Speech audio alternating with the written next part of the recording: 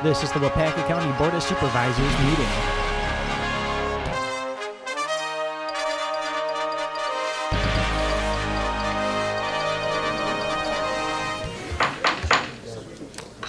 Good morning, everyone. Good morning. I will call this Waupaca County Board of Supervisors meeting to order, and it's Tuesday, December 18th, 2018. Everyone press the roll call buttons. They did, I believe. Roll call shows 24 members present, 2 absent, and 1 vacant.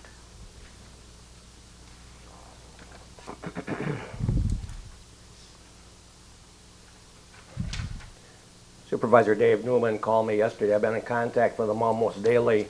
He had a little health glitch in December here, last part of November, and he said he's doing fine. We'll be at the meeting starting in January, so he's got a doctor's appointment today. He's fine, just had a little health glitch, so. Okay, Clerk Clodawagon, has the open meeting statement been fulfilled legally? Yes, it has. Thank you. Please, let's stand for silent meditation and then the pledge.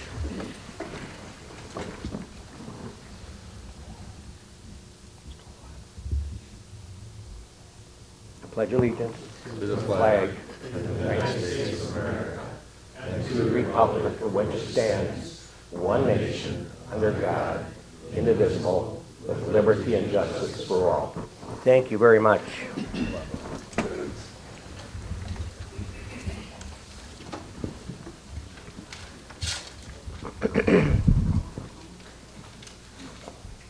Okay, next item is we have to approve the agenda. Mr. Fedowitz? Mr. Chairman, in so doing, I would like to amend the agenda to the extent that we move point 8 resolutions to follow under point number 6, and I would so move that. Okay, there is that motion by Mr. Fedowitz. Do we have a second? Mr. Quistman? I'll second that. Second by Mr. Quistman.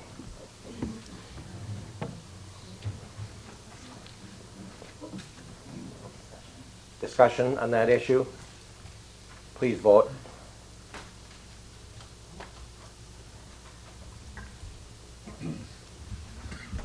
Supervisor Lear, did you have a discussion point? Oh, that's fine. I just wanted to make sure that I didn't miss you. Last chance to vote.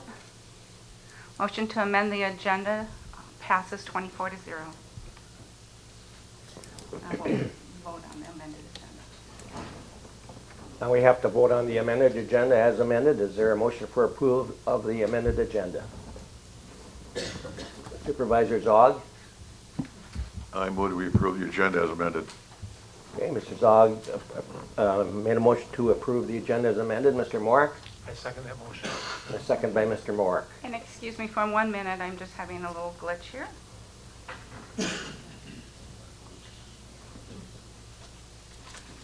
I'm going to go back, so it's not letting me go back.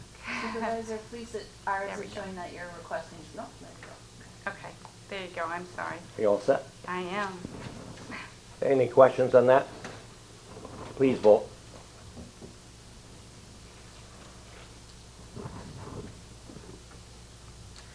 Last chance to vote.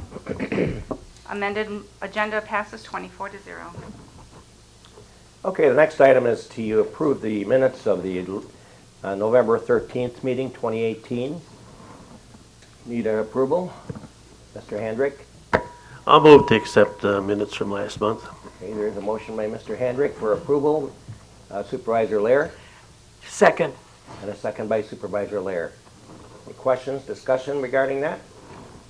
Seeing none, let's vote.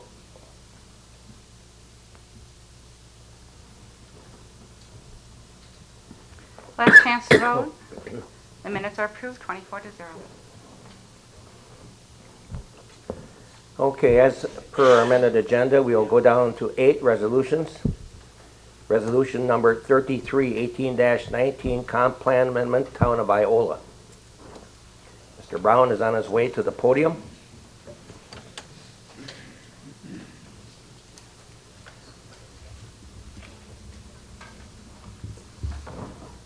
Morning. Morning. So this comp plan amendment is in relation to the agenda item on 7A. the Donald and Dorothy Nelson property. So what they are looking for with this is it's currently planned forestry, and they need to have this amendment to go from forestry to residential. The reason for that is for a lot split they're looking at doing, and the minimum lot size in the town of Viola requires them to be residentially planned. Okay, we'd like a motion for approval and discussion. Mr. Zog, I move to approve. there's a motion from Mr. Zog, and there's Mr. Quistman, I'll second that. and a second by Mr. Quistman. Okay, let's have some discussion.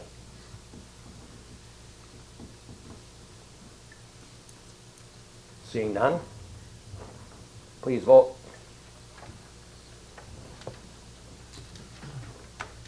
Last chance to vote. That motion carries 24-0. Next resolution is 8B, resolution number 3418-19. It's for donation acceptance.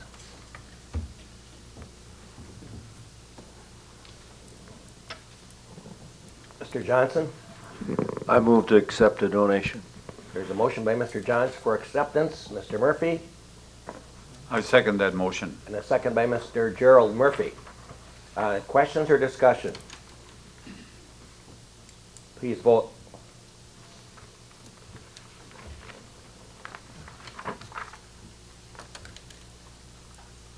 Last chance to vote. That motion carries 24-0. Okay, we'll go back up to 7A, ordinances, amendments to the General Court of Ordinances. A is 2018-665, amendment to Chapter 34, petition number Z-022-18, Town of Viola, Don and Dorothy Nelson Revocable Living Trust for a zoning map amendment for the PBRF district to RR district on approximately 9.2 acres. Okay, so this is the actual zone map amendment. We had just recently done the comp plan amendment. So the reason for this zone map amendment is, in order for them to be able to cut the property in half, the parcel right now is 9.28 acres, and they want to, in order for that to go in half, they need to be at a zoning district that has less than 5 acre minimum. The AWT in the town of Viola would be the first choice to go to, but AWT in town of Viola has a 5 acre minimum, so therefore they had to go to rural residential.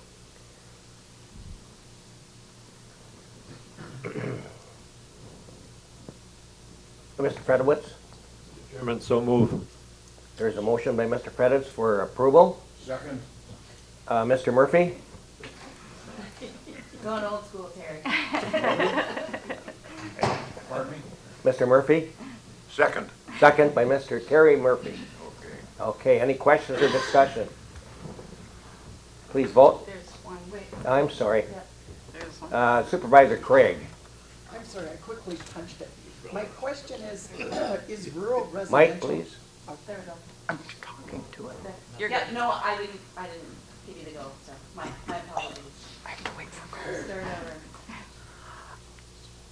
Is it surrounded by rural residential, so this is a rural residential area? No, the area is actually mostly forestry. It's mostly zoned forestry and planned that way. Yep.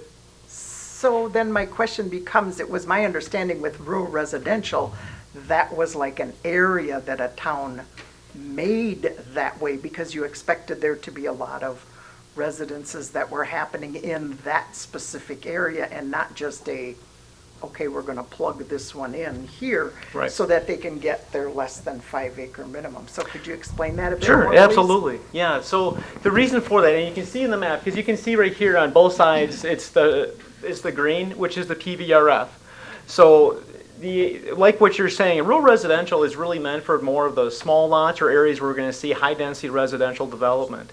This doesn't have high density residential development. This is why it would make more sense if we're going to be doing any type of downzoning to go from PVRF to the AWT, which would make more sense. AWTs are ag woodland transition. So when you're going from a higher level, or say like at Ag Enterprise, down from a, say, PBRF down, you'd want to go to the least restrictive ag district, the EWT. But we don't have that available here because the town of Iola has that 5 acre minimum. So we weren't able to do that. The only option available to those property owners was rural residential. There's no other way we could have handled it and allow them to do the lot split. So I guess to answer your question, it doesn't follow perfect planning practice because we now have an area where we have residentially planned and zoned surrounded by forestry. But that was the only way that we could possibly help these people.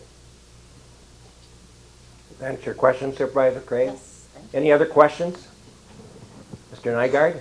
Yeah, when we did the on-sites, it's not rural residential per se, but there are a sprinkling of houses all through there. So it's not really going to change the lay of the land as far as the way it looks. It's not like all of a sudden we got a little chunk of development here.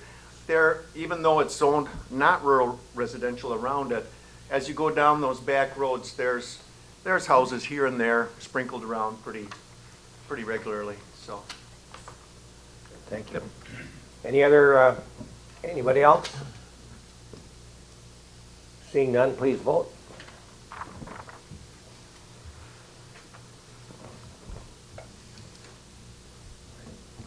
Last chance to vote. That motion carries 23 to 1. What, Oop. I wanted to change my vote, it hadn't popped up yet. Oh, okay. Let me, So do that. I voted accidentally. Diane, are you comfortable with that? It's not giving me a back button, so I have to just see if it'll let me go back.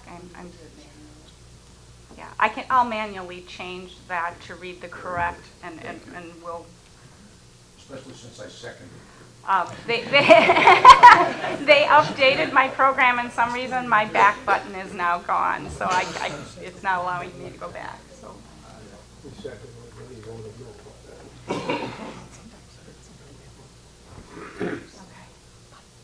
And we're ready. Sorry about that. All set? Okay, we go to item B. It's the 2018-666 amendment to Chapter 34, petition number Z-023-18, Town of Caledonia, Mavis C. work for a zoning map amendment from AR District to AWT District on approximately 21.5 acres. Okay, so this one actually would be easier to describe looking at the map. So what this is, if you see over here, this is the lot line that they're intending. They need to change, they need to move this because it's encroaching on the existing farm buildings. So in order for them to be able to move that parcel line over, it needs to first be rezoned. Because you see here, this pink color, this is zoned AWT, and this over here is zoned ag retention. So in order for them to be able to move this parcel line over here so that we take care of this encroachment issue, it needs to be the same zoning district. So that's why we need to go through this zone map amendment. Any questions? Oh, I'm sorry. Need a motion for approval, please. Supervisor Vasquez? I make that motion. Okay, there is a motion for approval by Mr. Vasquez. Mr. Nygaard? second. And a second by Mr. Nygaard. Questions or discussion? Please vote.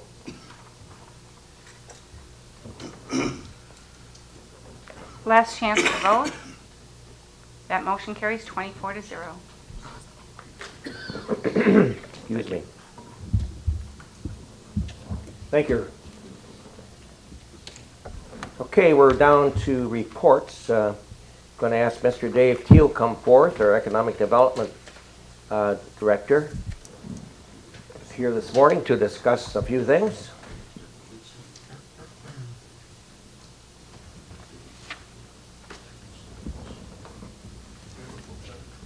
I do. My fingers will allow me to get it up there. I will go. There you go. Good morning, everyone. Good morning, David. Before I start with the agenda items, I just wanted to say that I know that all of the board members have not been privy to all of this discussion that I've had with the Finance Committee, so I did address all of this stuff in my June, July, and August reports. It's, really detailed stuff, a lot of players, a lot of moving parts. If you would like me to, I can kind of synopsize things before we go into the discussion of this flow chart, or if everybody's comfortable, we can just start with a discussion on the flow chart. Well, David, as I had you do, I'm sorry, got me with a cookie in my mouth, at our Finance Committee, if you just get a brief explanation of how this all came to be and where we are. Okay, sure. Okay, this program, essentially, the CDBG stands for Community Development Block Grant. Okay, so that's a way for the federal government to return tax dollars to local communities and states. It involves several different programs. The one that most people know is the housing program. So in addition to the housing program, there's an economic development program, and underneath that economic development program is the revolving loan fund program that Waupaca County has been managing for a number of years, since '95, I think. Well, so the Federal Department of Housing and Urban Development, they want that program closed. And they're not going to just outright do it, but basically what they did is kind of tell the states that they're going to be looking at these programs really, really closely, and they're probably going to find some problems with them, and they could impose some penalties on those problems, and it might be a good idea to think about closing these programs.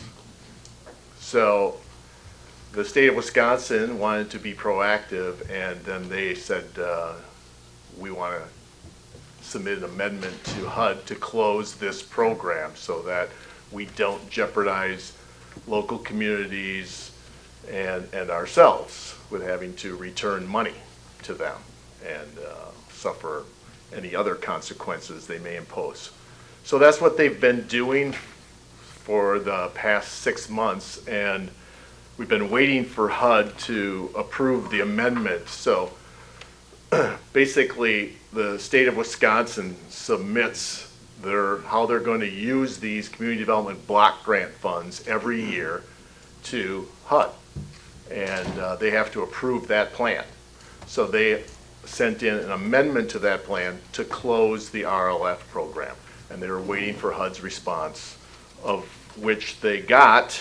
And so officially this program is going to be closed on February 1st of 2019. So what that means is, they want their money back, essentially.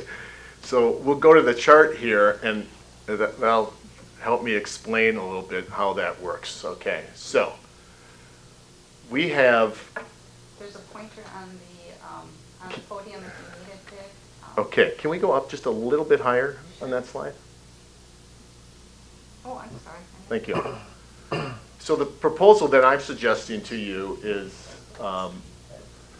there's 400, these numbers are not exact, Sherry and Heidi will have the exact numbers when the program needs to be closed, but for argument purposes, this is what they were, I believe, at the end of November.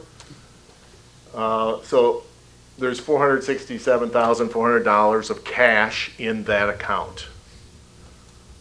And then there are still loans out there in the amount of $502,383. So the state is going to take back that cash, and they will take those loans back.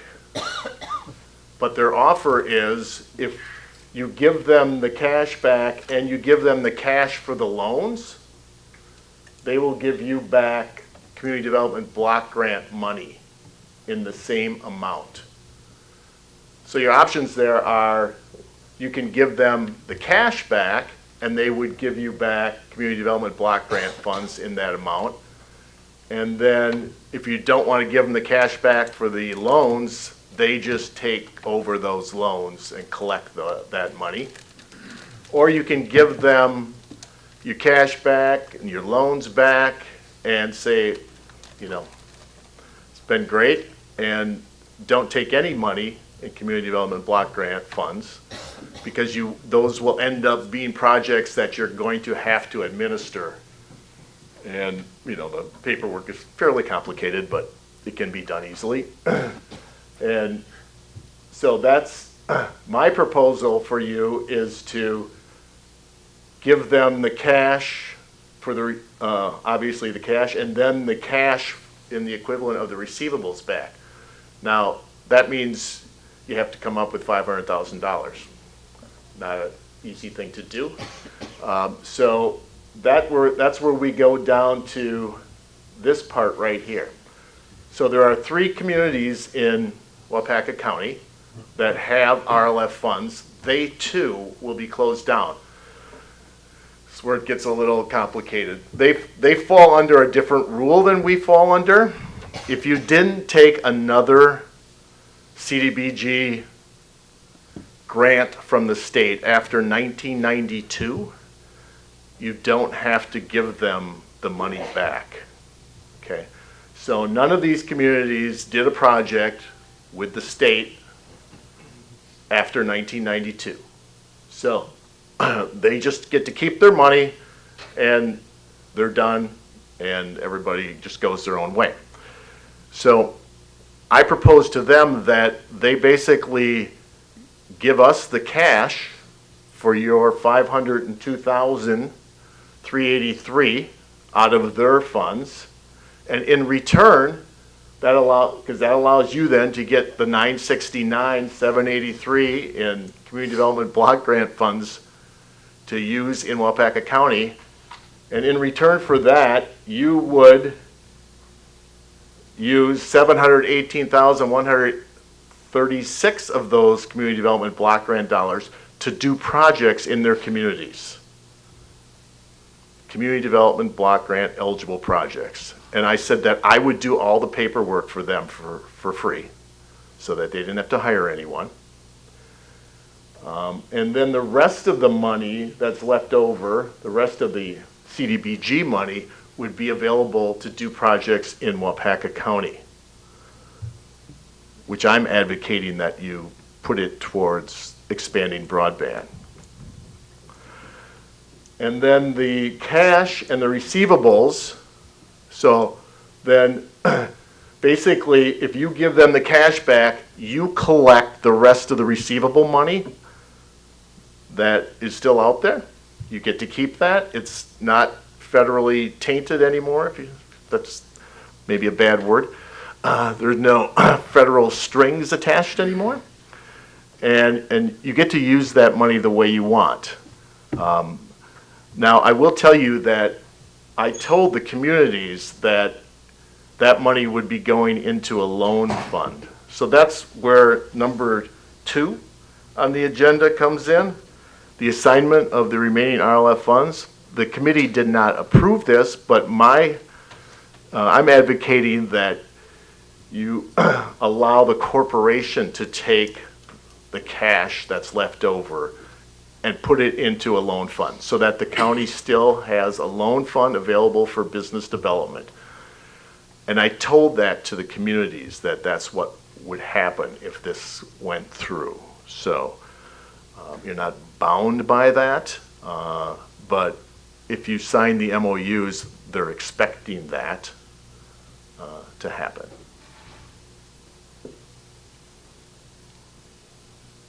Any questions? As much. At some point, Mr. Nygaard? Oh, Terry can finish. Let Terry, yeah, he started talking. Things lighten up.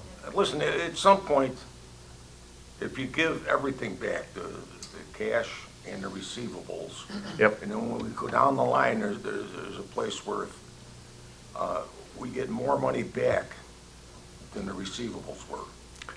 That's correct. So essentially, if you do not do this, they're going to take the receivables back, and then you're not eligible for that amount of money back in community development block grant funds. So essentially, you're leaving, well, the county's kind of leaving $1 million on the table, really, because you don't get to keep the receivables, you don't get the community development block grant funds back. And the cities are just really helping out because they don't have to participate here. They can keep their cash. They're helping out with their cash so that we really can keep the receivables and we can, get that extra community development block grant funding in, and they're going to exchange their cash for that funding. So they're really. So your recommendation then is to give the cash and the receivables back? And I'm saying when this is all done, I'm asking the county board to let the corporation manage the receivables that are kept in, and the cash that's kept, because what the communities are putting into is more than, so there's going to be some cash still there. Receivables being kept and the cash being kept. I thought we were giving it all back. We are giving it back, but yet the communities, as you can see right here, their total of cash that they're putting in the deal is $695,530. We're only giving cash back of whatever that top number was, 400. So the difference of 200,000 is just going to be sitting in a cash account. I mean, we don't have to give them more than they have out there. Will that amount continue to be a revolving loan fund? Yes. Okay.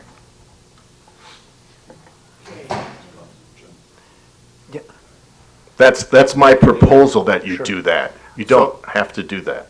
Thank you. So we are keeping the liability of the loans, then we collect the principal and interest, but the cities have chipped in to cover that loan value amount to the state or whoever to cover that. So we can keep our own revolving fund loan program going, and we're relieved of the obligations of the oversight from state or federal.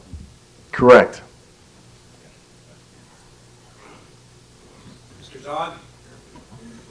We had the same presentation from Dave here a few weeks ago at the London City Council, and we agreed to it. It's just a win-win for the parties concerned after the federal government decided to do something foolish and go a different way. And I believe to this point, Dave, what the three cities, New London, Clintonville, and Waupaca, have agreed to this? Correct. Okay. We're having a problem with the microphone. I can't clear unless I. So it makes sense for us as a county to pursue this and agree with it as well, in my opinion. Well, just follow up on Mr. Nygaard's comments there. Ultimately, if this is approved the way Dave wants it to happen, it takes the county out of it. It's going to lie more in the corporation, the whole aspect of it. And That's the proposal is, when this is done, for the corporation to manage the loan fund, not the county. That's not what you're voting on today? Right, thanks. You Yeah, so just, the procedural question today is whether or not you authorize Chair Keppen to sign the MOUs on behalf of the county, to engage in that MOU step. We need to do a resolution to transfer the funds to the corporation, and that's forthcoming. So the action item for today is, do you wish the county to engage in the MOUs as are part of your packet for each of these, with each of these individual municipalities? I was just wondering if Heidi has any recommendation on this. I'm in complete support of what Dave's recommending on this project. He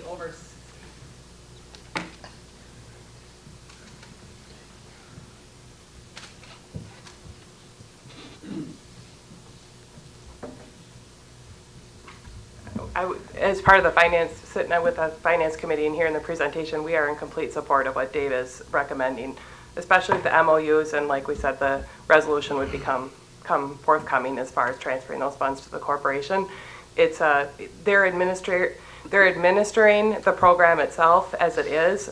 We're just collecting the funds and tracking that piece. So it really is a win-win.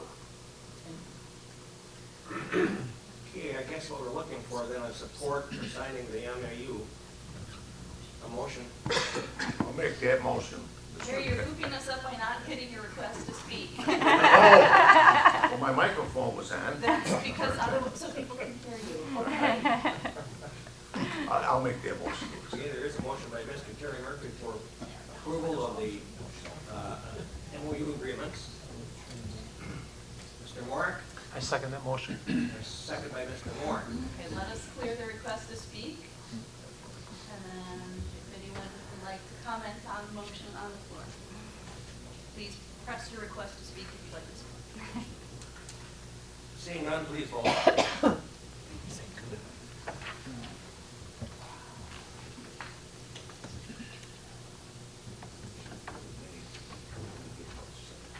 Last chance to vote.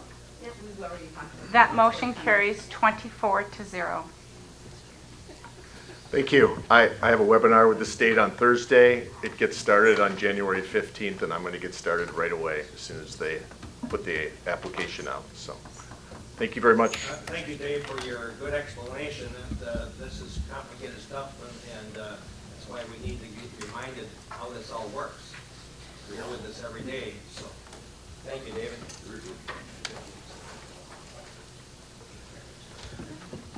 Okay, item B is a fair board report by Mr. Jeremy Schrader, Fair Manager.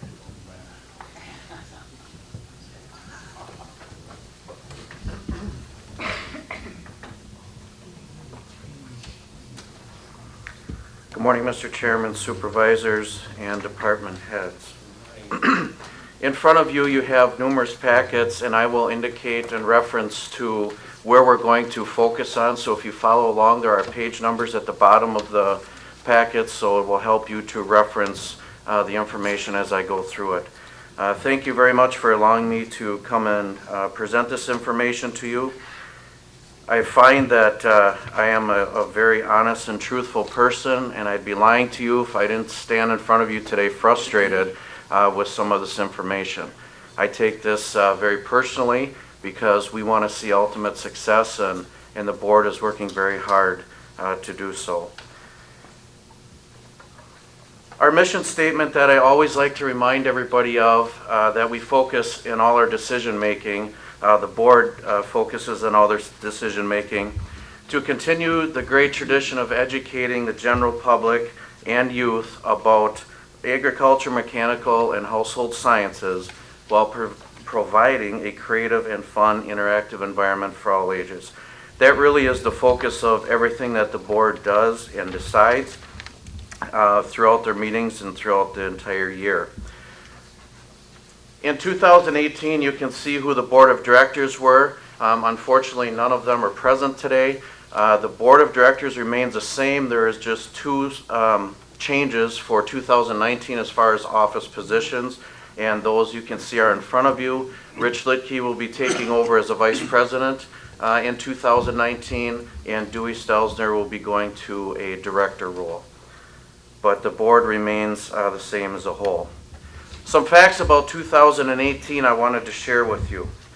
The attendance total for 2018 was 22,840 fairgoers. That is up over 2,000 people from 2017. That's a pretty significant jump. That means the word is getting out, people enjoy what they're coming to see and participate in. As I told you last year in 2018, we needed to tighten our belt a little bit with the budget and have the ability or stick to the ability to say no.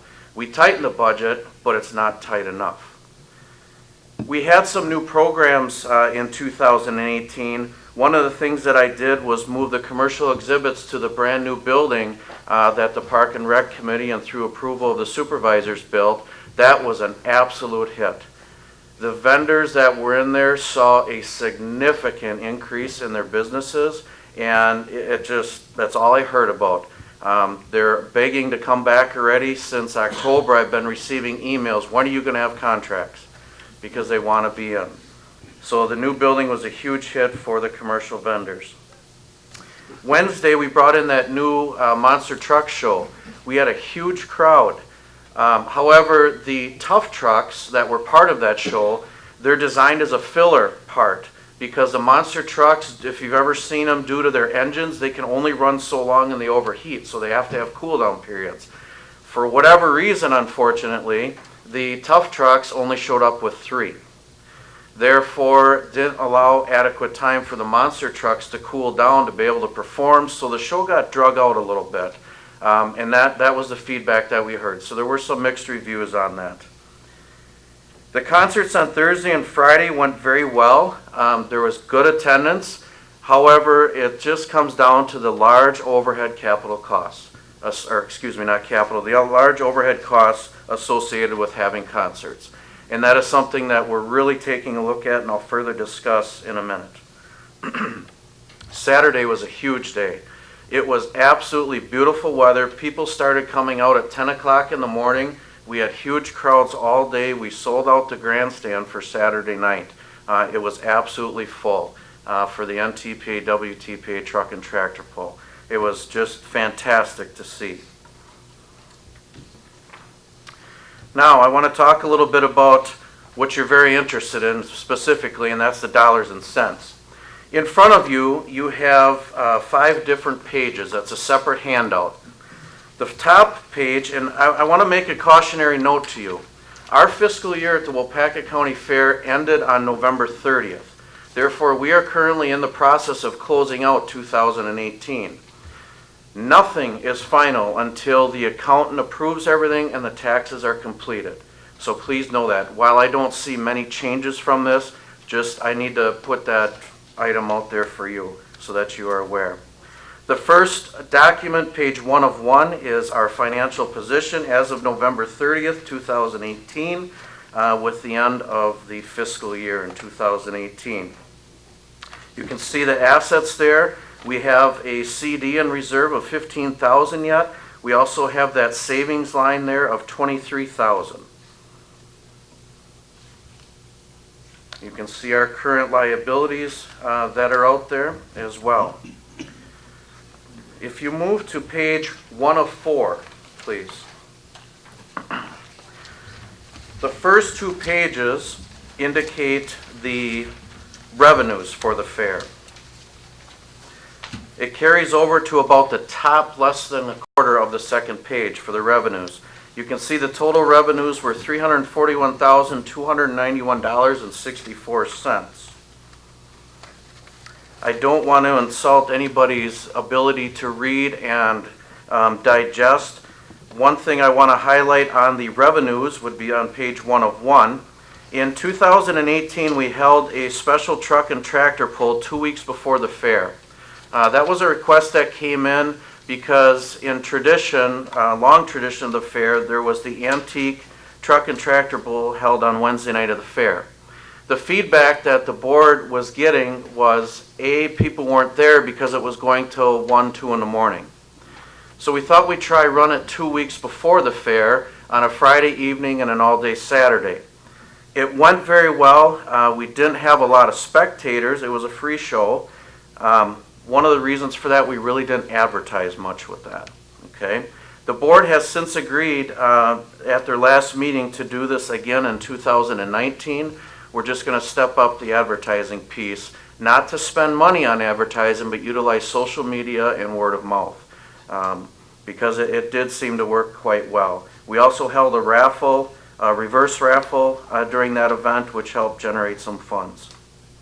Trying to think outside of the box is what the board is doing by doing something like this.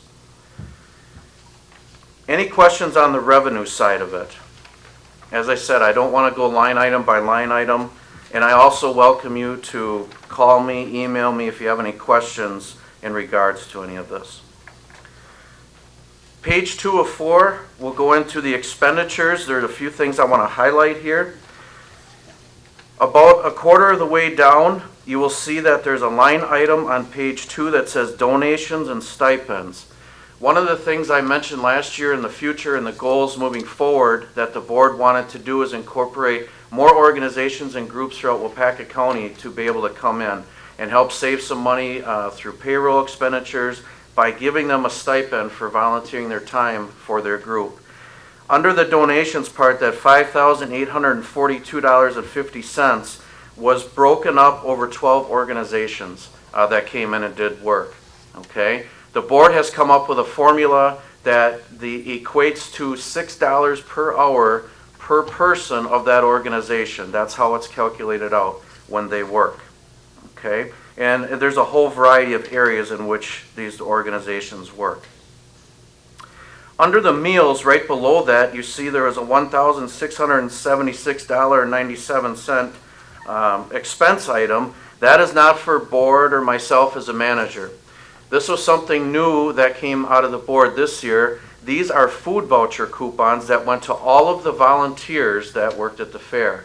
They were able to go to the local organization stands within the fair and receive $2 off a meal. So they were able to use them at the 4-H Leaders stand, the Farm Bureau stand, the United Methodist stand, and the Scout stand. Those entities then turned in those coupons, and we as a fair reimbursed them those dollars that equated to this $1,676 and some change. So that was something new.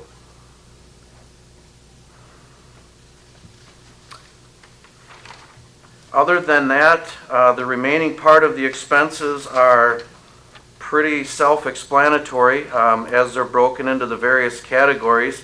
You can see total special events and grandstand, that's the largest expense area. That's $125,916.75.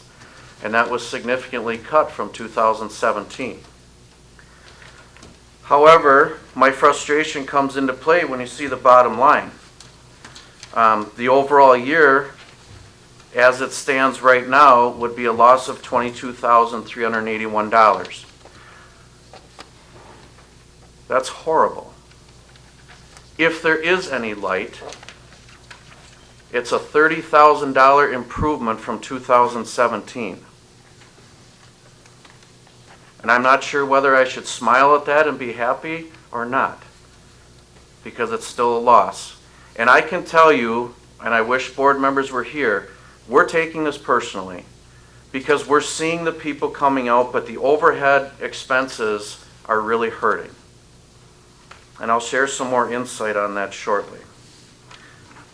Does anybody have any questions in regards to the financial information, the 5 pages of material? Seeing none, I would like to highlight Junior Fair for you at the moment. In 2018, there were 389 exhibitors for Junior Fair. Here's the interesting part. That's the exact same number as 2017. That didn't change at all. What did change is the number of exhibits those people brought. Exhibits were up 494.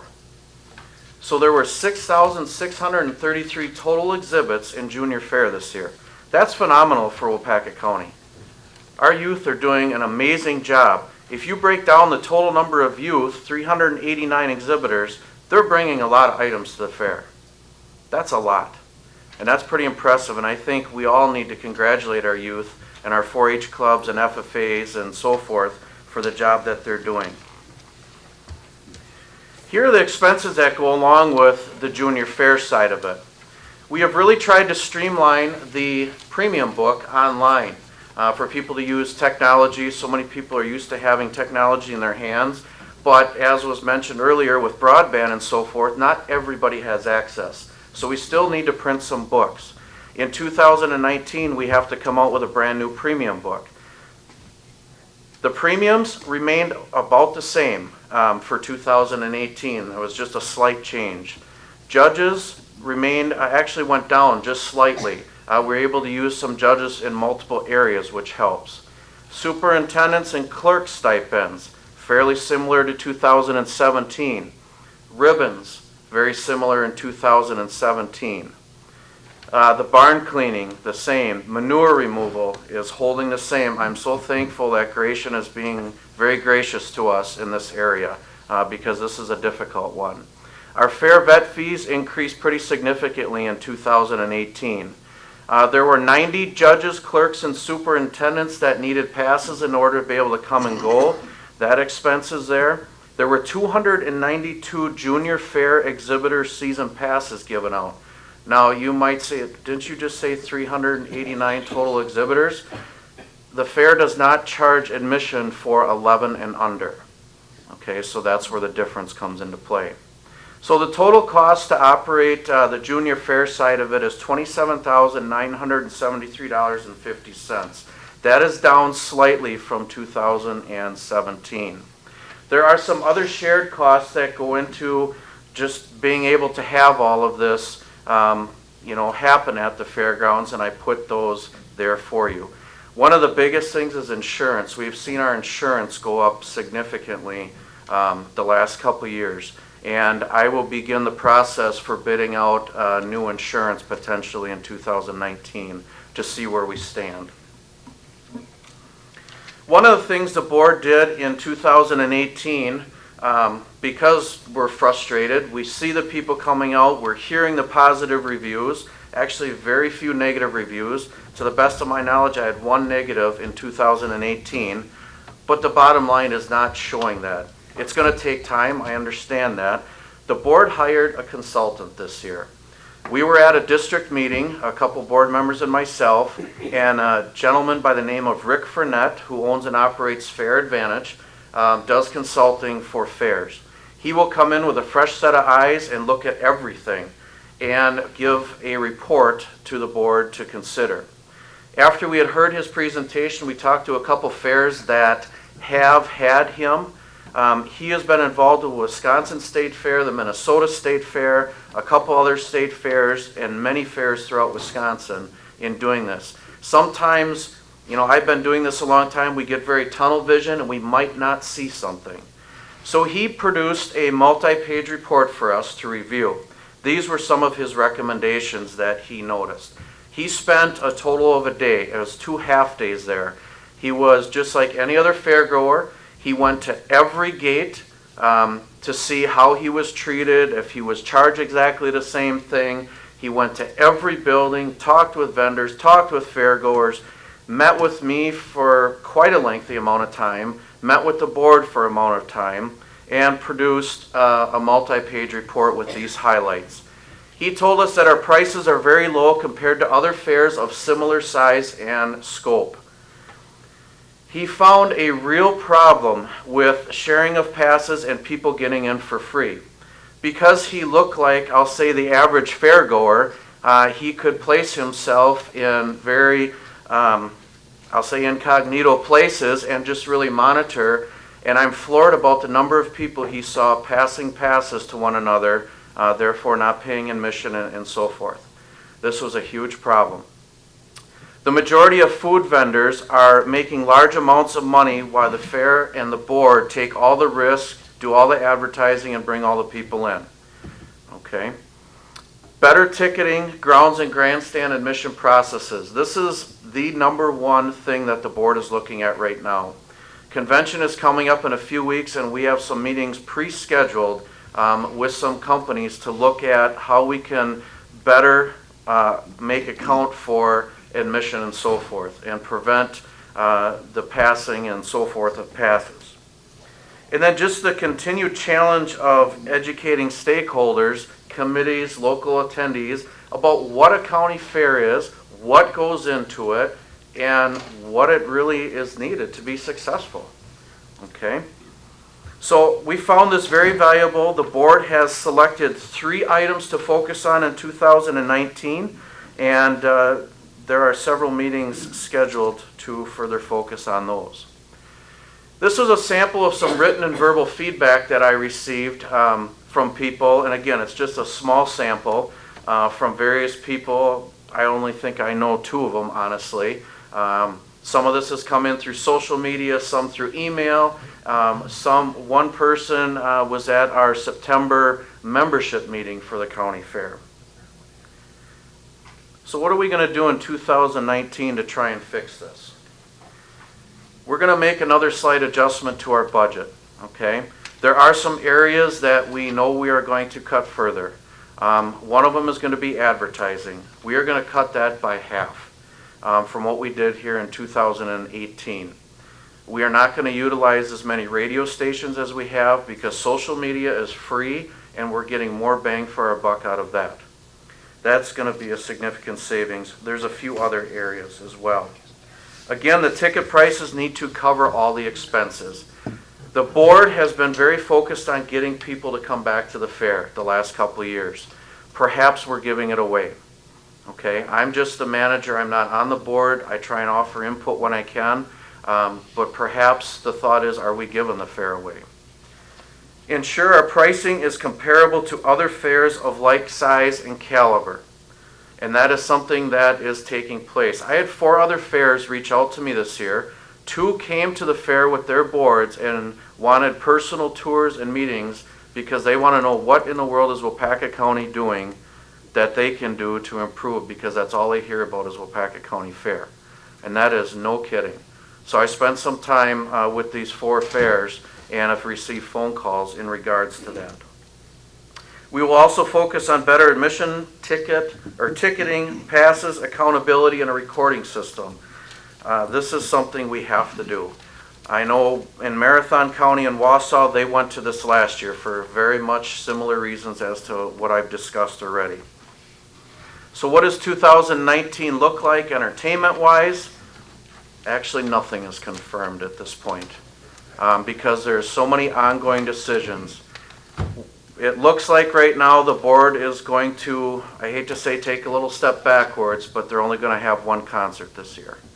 We have to get this under control, and that's the only way that the board can see fit to do so. These are some things that are being thrown out right now. Wednesday night will be something more for families. That is been a request by a couple board members. We're going to do that 2 weeks before the antique tractor pull and truck pull, and so that will not be at the fair.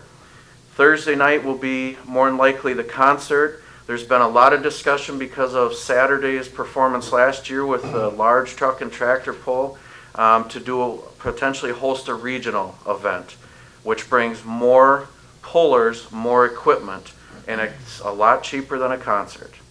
Okay. Sunday, the demolition derby. Actually, I can say that is confirmed because we are under contract this year yet with that company, so that is confirmed.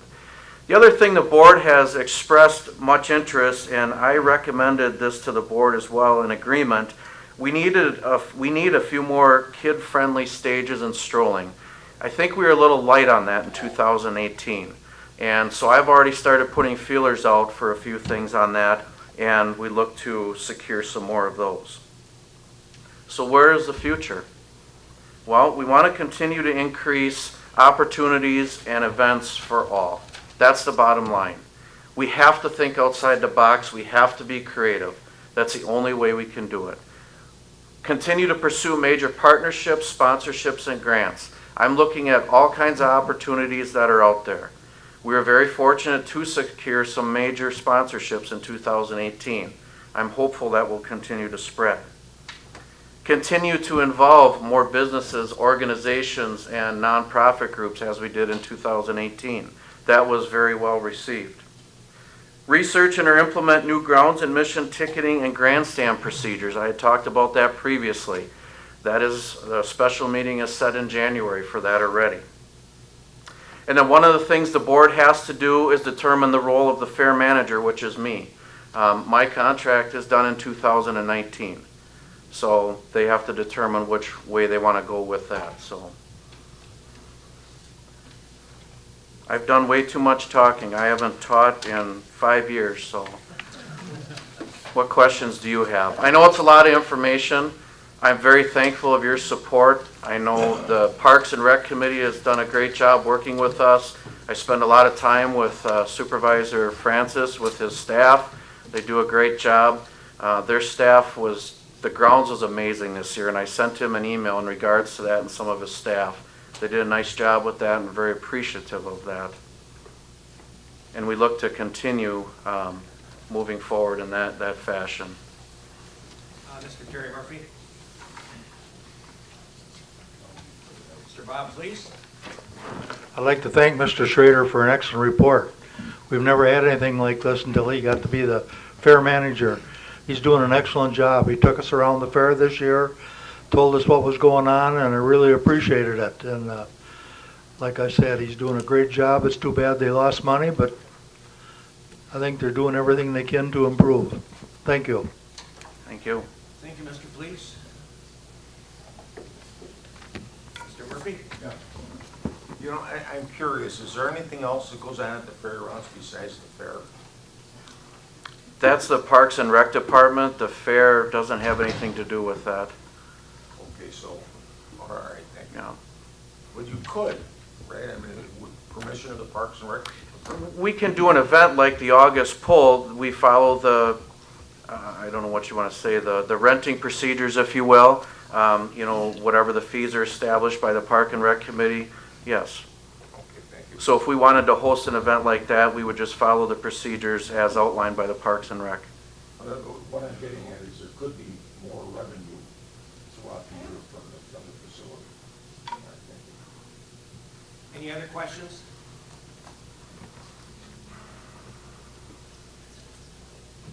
Supervisor Vasquez?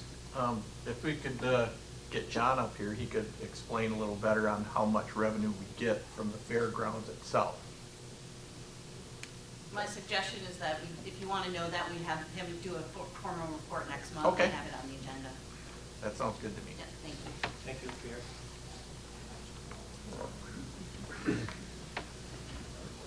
Thank you. Happy holidays. Thank you very much. I was going to say what Bob said too. I was always like, "Sure, he's doing a great job." I hope you see it. I hope you see it. Did you see one of her reports? Pardon me?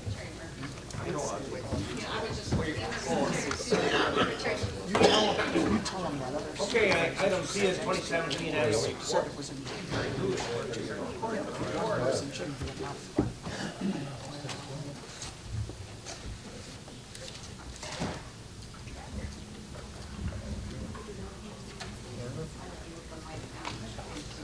Yeah, I'm short.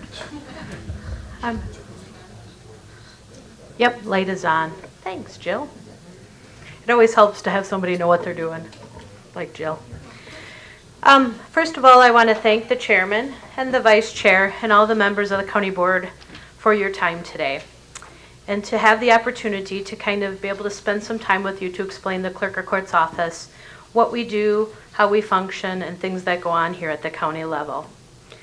In 2019, I have 3 capital projects that I'm working on that I'd like to inform you about. One of the first projects is a mental health hearing room. Our total cost at this point is going to be around $10,000.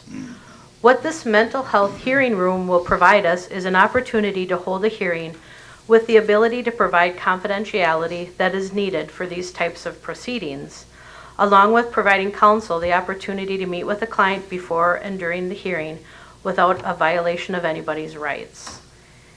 This will be a large savings eventually for our sheriff's department in the area of transportation. Currently, right now, on a mental commitment hearing, our sheriff's department heads down to Mendota, picks a client up, brings them up here for a hearing. The hearing is held, then the officer returns them back to Mendota, and then the officer comes back here to Waupaca County. The mental health hearing room will provide the ability for these people to stay in these facilities. Many of these people, it's trauma just to even have to be taken from the facility and brought here to Waupaca County for the hearing. This has always been a focus for me.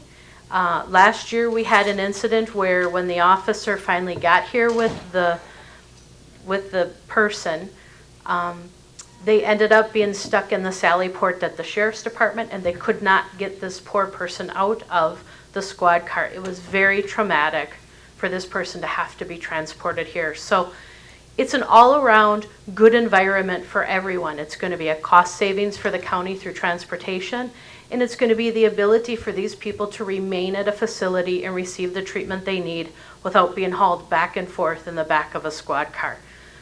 I see Supervisor Wills shaking his head because he knows the trauma that it causes these people to have to be transported in a squad car and be brought here. so does Pete. So it's just an opportunity for us to make a better environment for everyone, which will also include a cost savings. Also in 2019, I'm going to do some upgrades to the audio video system that we installed in our courtrooms in 2014 and 2015. We're going to put in some new server racks that will provide a power backup and a cooling fan for our systems. We'll also have new speakers in our courtroom to deal with any feedback that we've been having issues with. And we're going to have tablets that we use in our courtrooms reprogrammed to allow us the ability to dial other facilities with extensions. In 1999, when I came here, this building was built in 1990. We had never upgraded our audio video system in our courtrooms. In 2014, we spent $200,000 to do that. But we did that for the right reasons. And the right reasons were the simple fact that now we can communicate by video with tons of different facilities and eventually be able to, during a trial, have a doctor testify from a facility outside of Wisconsin and provide the information that needs to be done during a trial.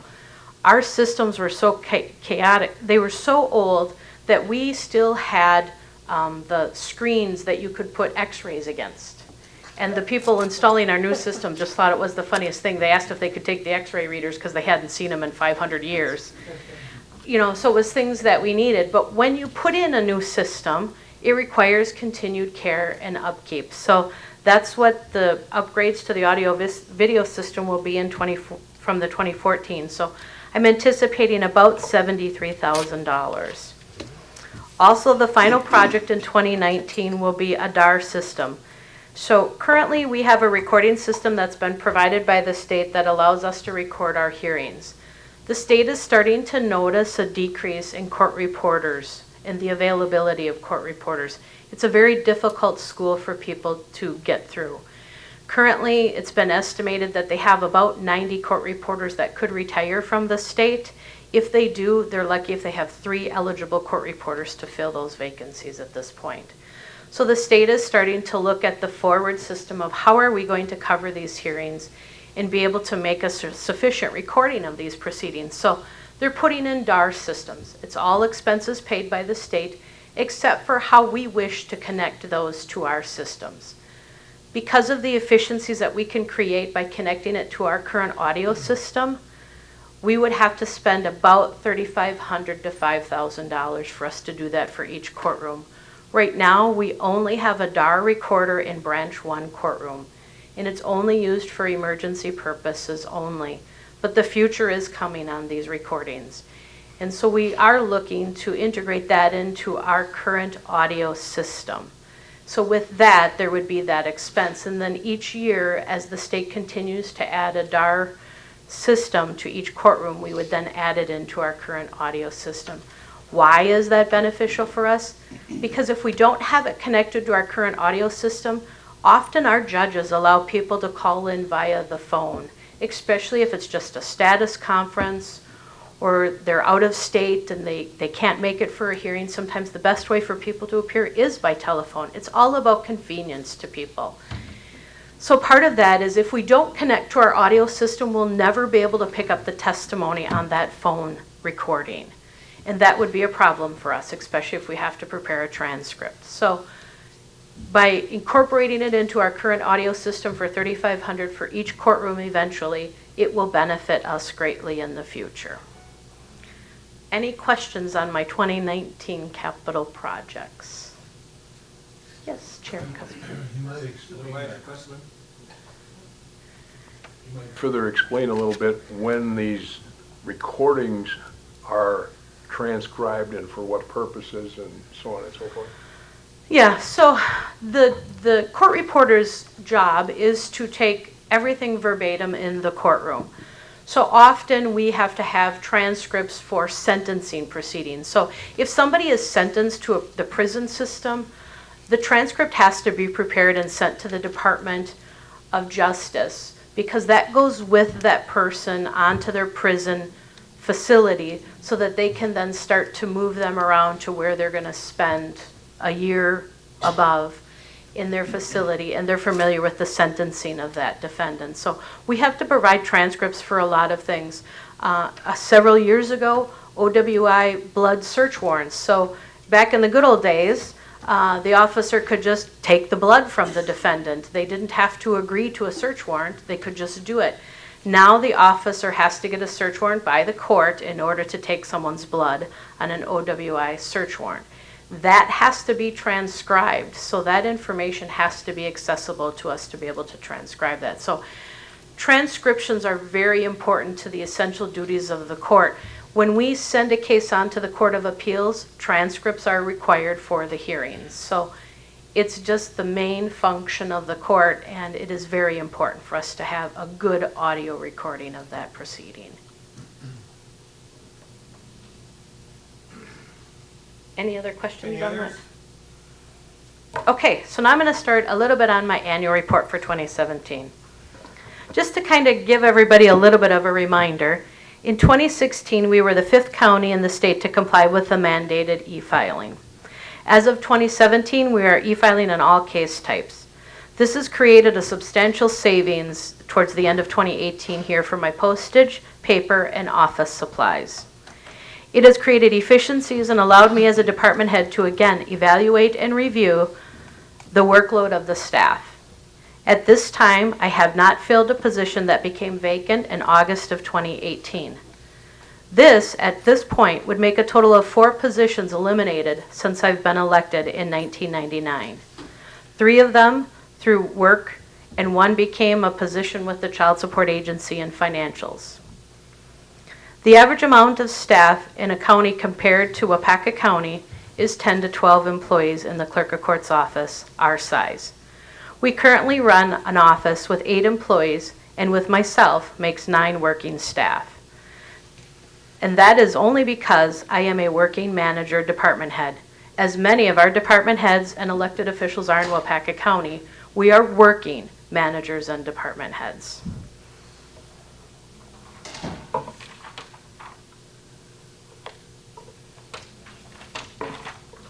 I gotta get to my right spot here. So the yearly case filings for 2017 ended up being 9,148 cases that my office managed with 8 employees. Well, at that time we had 9. 10 years ago in 2007, we managed 9,974 cases and we had 10 staff. Myself made 11. Next would be jury trials. That's okay. So it would scroll down from the yearly case filings to jury trials. We love equipment. This happens to us in the courtroom too with our new audio video equipment, just so you know. Nothing's ever user friendly. So jury trials in 2017, we had 13 trials with 20 trial days. In 2007, we had 13 trials with 18 trial days. Currently, we pay our jurors $20 for a half a day of service and $40 for a full day of service. I get a lot of phone calls, just so you know. One change that we've made since 2007 to 2017 with our jury trials is we now provide our jurors with lunch on Waupaca County. Some people like that idea, probably some people don't. It is not that much of an additional cost to us. In the past, we used to release the jurors to go out and purchase their own lunch and come back for jury duty. Judge Klessman came on board several years ago, and she had asked if I could somehow figure out how to pay for lunch for these people, considering we only pay them for $20 for a half a day and $40 for a full day. I told the judge that I would be happy to look into that for her. So we have made that change. Jurors do get lunch on Waupaca County when they come to serve. Case-related expenditures in 2017 were $8,735. Nothing technically has changed much since 2007. We still pay for interpreters. Those are people that do not have the ability to speak English, and we are required by law to provide them the ability to have an interpreter services. In 2007, we actually spent $7,000, about $800 to $900 more. We have our condemnation commission that meets every March and reviews condemnation cases. Those are cases in which property is being taken over by the state through highways coming through and people are in dispute with the amount that they're being provided. My biggest year was several years ago when American Transmission came through with their power lines. And they were offering everybody a certain amount for their portion of their property. That can be disputed and it goes to the Condemnation Commission. So we do handle that at the court level. That is a committee that I do oversee. And then finally we have our court reporter transcripts that we pay for. And that again is based upon the amount of transcripts we need prepared for people who are sentenced to prison, OWI blood search warrants, subpoenas, and search warrants that all need to be transcribed and provided as part of the record to the court. Next is my collections. This is my favorite. When I took office in 1999, the first thing I said was I was going to increase collection, as I was going to start doing some new things so that we could see more collections. And we continue to be forefront on that. In 2017, we have now collected, just in that year, $233,229 on unpaid fines and fees. In 2017, that was $119,000. Currently, we pay PPS Collection Agency 19% commission. We have Tax Intercept that we utilize that charges us. And finally, the newest is the State Department of Collections. They don't charge us for the collections, they charge the debtor. We are transitioning all of our unpaid fines and fees from Tax Intercept and the collection agency all over to the State Department of Collections. No cost to us, everything comes back to us 100%, that's owed to the county. Please remember though, all fines and fees that I collect, we keep very little here at the county level. I mean, I just want people to understand that. 80% goes on to the state or other state agencies or other departments. So, you know, we don't keep everything here that I collect. Out of that $233,000, we're lucky if we kept maybe $40,000 here. And then finally, I want to just kind of go over the revenue summary with everyone. In 2017, the total revenue for the courts was $437,000. In 2007, it was $416,000. You don't see a big increase on our county collected revenues, and that's because since 1978, we have seen less than a small increase to all the fines and fees that we receive. However, the state has seen up to as much as 427% of an increase in the revenues that they receive from us. In 2017, we also collected $128,000 for other budgets. One of them is a driver's improvement surcharge we collect every year. That goes to the Department of Health and Human Services to run their programs. And finally, the amount we send to the state.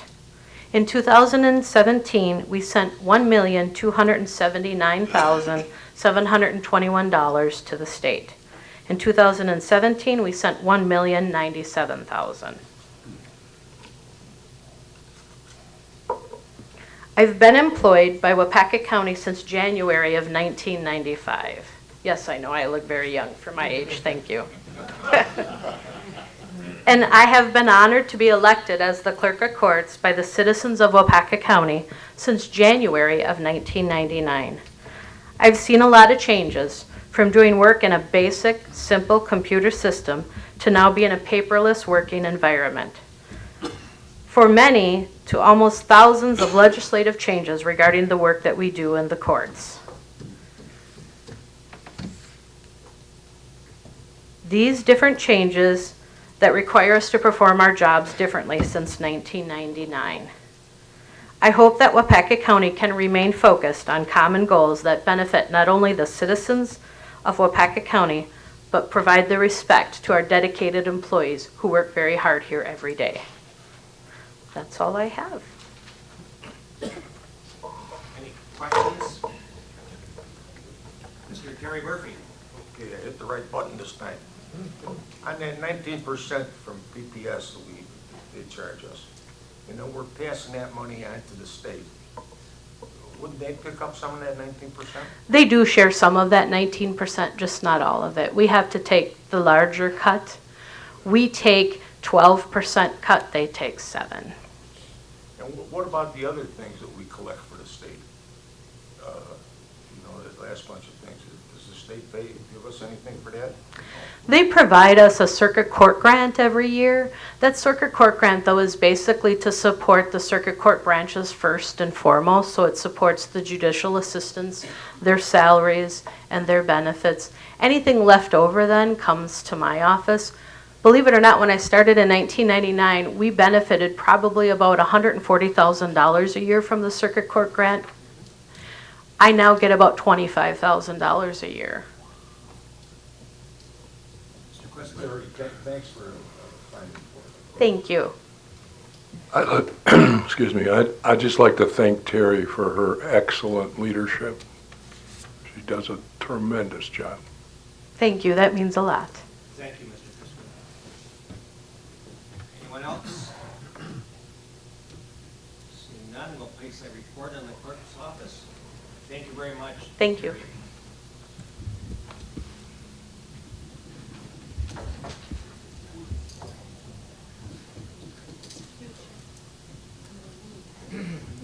Okay, next we have the new highway facility update by our highway commissioner, Mr. Casey Byershore. There he is.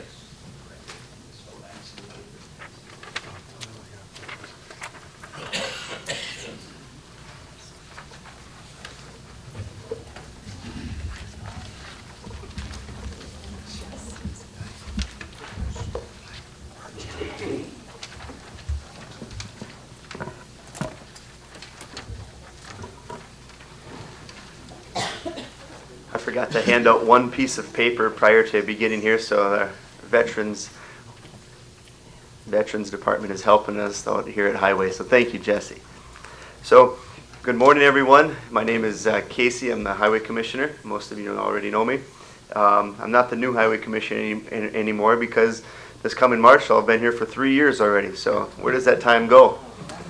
It's just a vague reminder. So, I guess I'd like to start off this morning with some photos because it collects everyone's attention. So Jill has put up the first photo for me, and this is kind of the main new highway facility whenever we're talking about a location at the new highway shop with our management staff, with a contractor. It's either zone A, B, C, or D, which is also reflected in that handout that I had given you. So when I talk about a specific zone or a specific picture, it kind of relates to A, B, C, or D, which is also located on your handout way in the bottom right. It's a real little bitty picture. All right, Jill, let's go to the next one. This photo was taken of the new highway shop this morning. That section where all the steel has been set is located primarily all in Zone B. So it's a huge area alone, but it's only Zone B. It just kind of gives a little bit of feeling to everyone as to how monstrous this facility is going to end up being once it's completed. Zone B started off in the fabrication building by way on the very end to the right of the crane as you're looking at it, and then as they came closer towards Highway A to the left of the crane, they ended up having to put in the big concrete precast walls. And then just in the last week, they ended up setting this big section over here just in 1 week's time. So they can set steel pretty quick. You'll notice that the bridge roofing is slowly getting installed as well. As soon as that roofing gets installed, then they go ahead, like way on the end of Zone B, and they put the roofing on the actual flat sheets of steel. So it's moving along very, very quick with the steel portion of it. That's where they're at this given point with the steel and anything above ground. And then this handout essentially talks about approximate days that it'll take for the steel contractor to take and set the remaining steel. And then when it comes time to put the decorative outline on, or the decorative spancrete precast walls up, they're going to start that on January 7th, and that's going to go very, very quick. And then all of a sudden we're going to have a big building that looks like nothing's getting done for probably 3 months. It's because all of the interior work that's getting completed on it during the cold months. This next photo is just a photo from, again, this morning of the sand storage building. We indicated to the architect and the construction manager the size we needed as far as volumes, and so this is what you've got. Basically, there's concrete knee walls along the exterior siding. The reason that we had concrete knee walls was because the other type of design had to have big supports that helped hold the pressure from the sand from pushing the walls out. These knee walls will eliminate that extra space that's utilized with the additional support, so that's why we went with concrete. Next photo. This photo is, it looks kind of like just a big concrete footing, and that's exactly what it is. It's for the county's salt shed. So them are the footings that are going to help hold in the great big walls. Right now it's just a big L shape, and as soon as the contractor has the big beams put up from the sand shed, they're going to jump over and put the big beams up for the county's salt shed. Next photo. That was kind of a neat picture this morning. Kind of gives a back view of the Zone B. Next photo. This is a very, very busy photo, and this one is the cold storage building, and it's not referenced on this map, but it's also, we consider it Section E, or Area E of building. It's so busy right now that it's tough to explain it, other than this morning, this great big pumping truck right here from Myron is filling these concrete forms and pouring the knee walls around the cold storage building, or the unheated storage building. Next. And that takes me to the end of them photos. And then we'll go to the December 12th, or December 5th, way on the bottom. Yep. The drone on a windy day does not work, and when it's foggy, it just, he can stop it and he can take pictures, but he can't do a good video because the wind was just blowing them all over the place. So we have some photos to share. Now again, this is December 5th already, but almost 2 weeks ago. So let's just go through them one by one. This one's a little bit clear. This is County Trunk Highway A. Just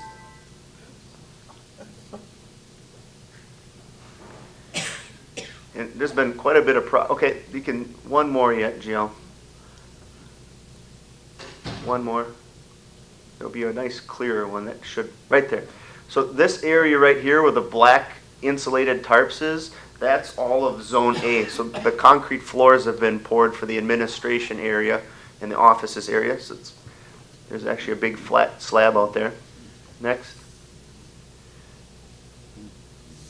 A little bit more. This was a nope. This is pretty much all I've got. It's when you have tracks from snow, it looks pretty busy and complicated. The video just did not work that day, so I apologize for not having that, but we'll have it next time. That pretty much concludes my photos. Next, I'd like to go into the project progress a little bit more in detail. Throughout any project, there's change orders and there's things that either a contractor finds, myself or Mark Korth, our buildings and grounds manager, finds that needs to be updated. We're at about 12 to 13 change orders right now, and they're minor. They're things like looking at, do we want 3 hinges on a door, or do we want 1 solid hinge that's not prone to being stainless steel? Do we want to change the color of a paint in a room because it didn't match with that contractor's paint? There was one area where we had to undercut the subgrade, and that worked out well by doing that. None of these change orders have affected the overall project cost at this point. So, and I don't forecast any coming up anytime soon either. So it's going faster than I can honestly track and update it. There's more been done in these last 20 minutes than the photos would already be old. So as of the end of November progress, Waupaca County has paid $3.6 million to pay the contractors for their work performed. So that's a good indication where we stand with our finances. We did get approval from the Highway Committee to bid out our FF&E, which is the furniture, fixtures, equipment, podiums, desks, clocks, garbage cans, anything that's going to be inside the facility. That's being handled by our highway department, so we don't have to have a construction manager oversee and put costs involved with us purchasing chairs and desks. And I would say that the Monday morning meetings, when we have the contractors come in, whether they're the salt contractor, the underground sewer contractor, the steel contractor, the electrical, the fiber, anyone that's involved is really excited to be on the project because it's running so smooth. So I can only attest to going back when we made the decision to hire a construction manager to work with our architect to bring us up to this point. I'm pretty fortunate that we made that decision to have a CM join us. As of December 15th, Myron has been working for Waupaca County for 1 year. So today is the 18th. He's been with us 1 year in 3 days. So this project has moved pretty fast from when we went through interviews and sat in this room looking to get Paul Reeder on board with us. Digitally, the county board, you guys should all have these project progress. That's just for your information to go through at your own time. You can take it as it is.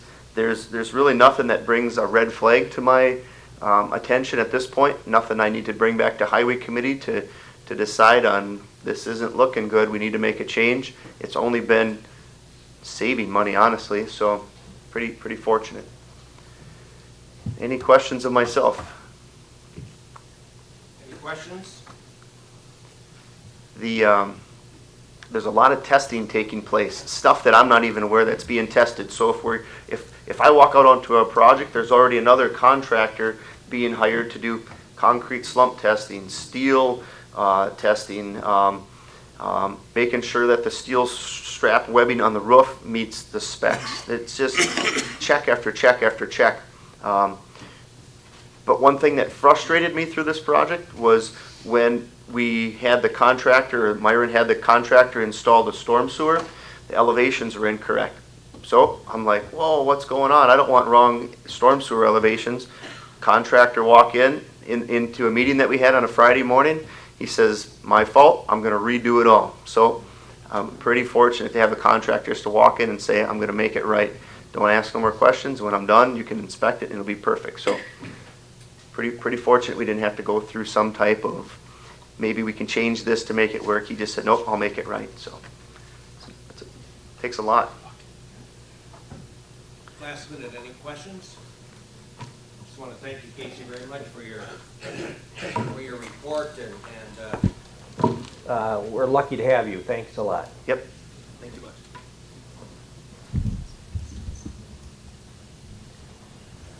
much. For my county board monthly report, I really don't have anything other than wishing you all a very Merry Christmas and Happy New Year. And I just want to thank you all for another good year for Waupaca County. Another great job by the department heads and you supervisors too. We got a lot done, a lot of big things done, which is very good. It's a joy to work with all of you. I guess the next we have is the appointments, Jill. And Supervisor Spearing, did you just accidentally hit your request to speak? I just want to make sure you weren't requesting. It's on the, we'll clear you. That's fine. We'll clear. Yeah, I didn't either. Ready for a motion? Okay, for the appointment for District 16, I have brought forth Suzanne Golding to take the position of supervisor of District 16. I visited with Suzanne last month, had a nice chat with her. She's very interested in serving Waupaca County from that district, has followed Waupaca County for a long time and worked with Waupaca County for some time too. So, do you need a motion for acceptance of her as a new supervisor? Supervisor Craig. I move to approve your appointment. Supervisor Craig made a motion to approve. Mr. Fleece. Second. And a second by Mr. Fleece. If you don't want to speak on any discussion on the motion, we still have Supervisor Spearing requesting to speak. Okay. Oh, okay. Any discussion? Please vote.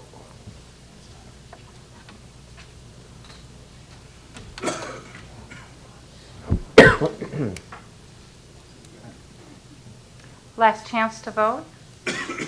That motion carries 24-0. And Sue, would you like to come up and we'll swear you in? Yeah, it must be electrical.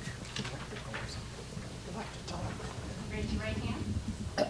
I, Sue Golding. I, Sue Golding. Having been appointed to the office. Having been appointed to the office. Of County Board Supervisor District 16. Of County Board Supervisor District 16. Do hereby solemnly swear. Do hereby solemnly swear. That I will support the Constitution of the United States. That I will support the Constitution of the United States. And of the state of Wisconsin.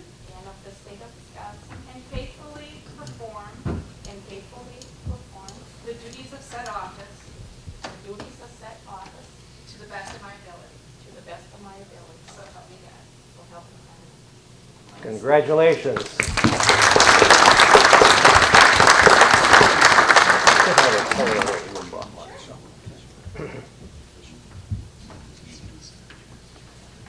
Sue, can I ask you just to go up to the mic and tell us a little bit about yourself? Thank you. Hi, I have lived in the town of Lynn for almost 42 years. I have attended many town board meetings, and I sat by Jack for many of those meetings, and he's kind of my mentor. I'm married for almost 42 years, and we have 2 children. I worked at Lakeview Manor until it closed, and my husband worked for the highway department until he retired. So I'm familiar with the county in a little bit. So, and I'm looking forward to this new adventure. So thank you very much for voting me in. Thank you, Sue. After the meeting, could you come forth and just take a photo together up here? Sure. Thank you. Also, I have asked to have Supervisor Golding be appointed to the Health and Human Service Board. He's replacing Supervisor Muck on that board. Could I have a motion for that approval, please? Mr. Jerry Murphy? I move to approve that appointment to the Health and Human Service Board. Okay, Mr. Jerry Murphy made a motion to Mr. Quistman. I'll second it. And a second by Mr. Quistman. Any comments or discussion?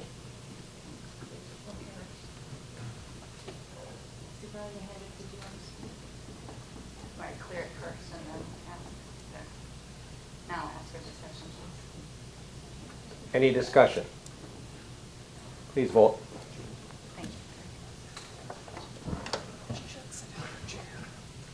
Last chance to vote. Motion carries 24-0. And you'll see the 2019 official paper will be the Clintonville Chronicle. And the treats, the great treats from Jill Vodawagon. What a good baker you are. I enjoyed it. Thank you very much. You're welcome. Thank you all. I just wanted to take 1 minute just to say thank you for all the help and support, and not only the supervisors, but all the department heads. They're great to work with. As a new supervisor, it's great to be able to just ask any questions, so I appreciate it. I forgot, I passed some I passed some pens out for Christmas, so I didn't get the staff. Any staff wants a pen, you come up and get them right here. Okay, we'd like a motion to adjourn. Mr. Dodd? I make a motion, we adjourn this wonderful meeting. Thank you, Mr. Zog. Supervisor Lair? Second. And a second. Thank you, we are adjourned.